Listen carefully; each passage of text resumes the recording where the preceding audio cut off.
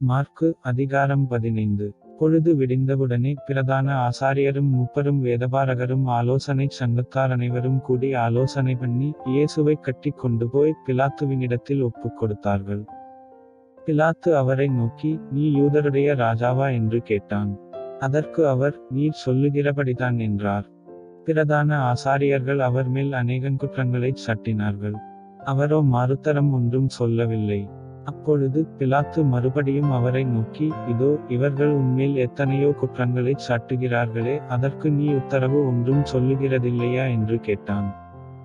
இயேசுவோ அப்பொழுதும் உத்தரவு ஒன்றும் சொல்லவில்லை. அதனால் பிலாத்து ஆச்சரியப்பட்டான். காவல் பண்ணப்பட்டவர்களில் எவனை விடுதலையாக்க வேண்டுமென்று ஜனங்கள் கேட்டுக்கொள்வார்களோ அவனை அவர்களுக்காக விடுதலையாக்குவது பண்டிகைதோறும் பிலாத்துவுக்கு வழக்கமாயிருந்தது. கலகம் பண்ணி அந்த கலகத்தில் கொலை செய்து அதற்காக காவல் பண்ணப்பட்டவர்களில் பரபாஸ் எண்ணப்பட்ட ஒருவன் இருந்தான். ஜனங்கள் வழக்கத்தின்படியே தங்களுக்கு ஒருவனை விடுதலையாக்க வேண்டுமென்று சத்தமிட்டு கேட்டுக்கொள்ளத் தொடங்கினார்கள். பொறாமையினாலே பிரதான ஆசாரியர்கள் அவரை ஒப்புக் கொடுத்தார்கள் என்று பிலாத்து அறிந்து அவர்களை நோக்கி, நான் யூதருடைய ராஜாவை உங்களுக்கு விடுதலையாக்க வேண்டுமென்றிருக்கிறீர்களா என்று கேட்டான். பரபாசை தங்களுக்கு விடுதலையாக்க வேண்டுமென்று ஜனங்கள் கேட்டுக்கொள்ளும்படி பிரதான ஆசாரியர்கள் அவர்களை ஏவிவிட்டார்கள். பிலாத்து மறுபடியும் அவர்களை நோக்கி, அப்படியானால் யூதருடைய ராஜாவென்று நீங்கள் சொல்லுகிறவனை நான் என்ன செய்ய வேண்டும் என்று கேட்டான்.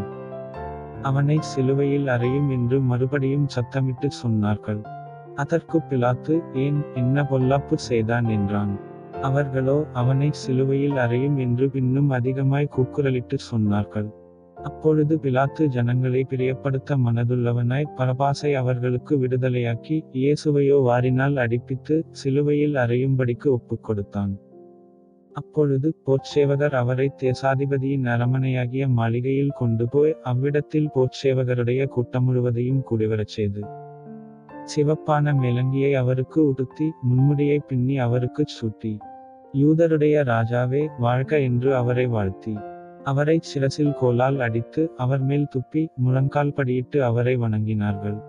அவரை பரியாசம் பண்ணின பின்பு சிவப்பான அங்கியை கழற்றி அவருடைய வஸ்திரங்களை அவருக்கு உடுத்தி அவரை சிலுவையில் அறையும்படி வெளியே கொண்டு போனார்கள். சிரேனே ஊரானும் அலெக்சந்தருக்கும் ரூப்புக்கும் தகப்பனுமாகிய சீமோன் எண்ணப்பட்ட ஒருவன் நாட்டிலிருந்து அவ்வழியே வருகையில் அவருடைய சிலுவையை சுமக்கும்படி அவனை பலவந்தம் பண்ணினார்கள். கபாலஸ்தலம் என்று அர்த்தங்கொள்ளும் கொல்கோதா என்னும் இடத்துக்கு அவரை கொண்டு போய் வெள்ளைப்போளம் கலந்த திராட்சரசத்தை அவருக்கு குடிக்கக் கொடுத்தார்கள். அவர் அதை ஏற்றுக்கொள்ளவில்லை.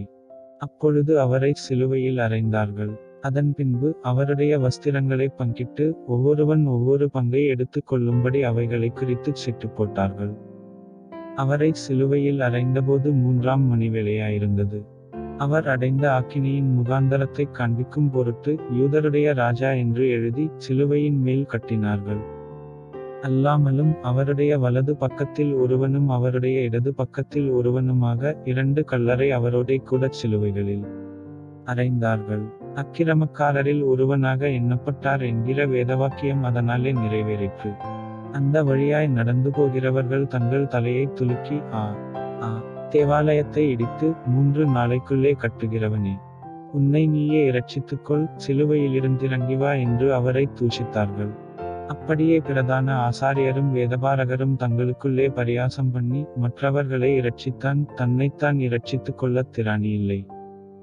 நாம் கண்டு விசுவாசிக்கத்தக்கதாக இஸ்ரவேலுக்கு ராஜாவாகிய கிறிஸ்து இப்பொழுது சிலுவையிலிருந்திறங்கட்டும் என்று சொல்லிக் கொண்டார்கள்.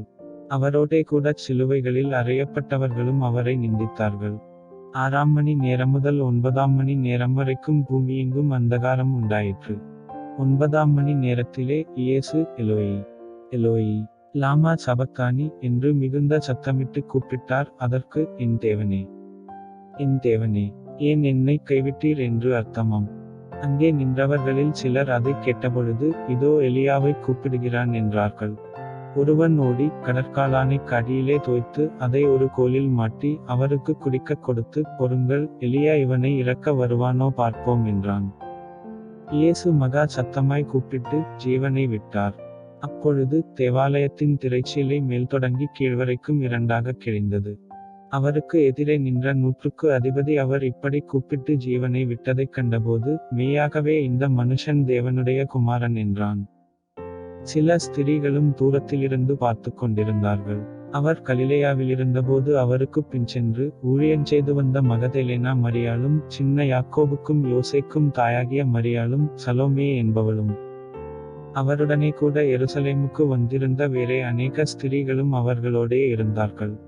ஓய்வு நாளுக்கு முந்தின நாள் ஆயத்த நாளாயிருந்தபடியால் சாயங்காலமானபோது, கணம்பொருந்திய ஆலோசனைக்காரனும் அரிமத்தியா ஊரானானும் தேவனுடைய ராஜ்யம் வரக் காத்திருந்தவனுமாகிய யோசேப்பு என்பவன் வந்து பிலாத்துவினிடத்தில் துணிந்து போய் இயேசுவின் சரீரத்தைக் கேட்டான். அவர் இத்தனை சீக்கிரத்தில் மரித்துப் போனாரா என்று பிலாத்து ஆச்சரியப்பட்டு 100க்கு அதிபதியை அழைப்பித்து, அவர் இதற்குள்ளே மரித்தது நிச்சயமா என்று கேட்டான். 100க்கு அதிபதியினாலே அதை அறிந்து கொண்ட பின்பு சரீரத்தை யோசேப்பினிடத்தில் கொடுத்தான்.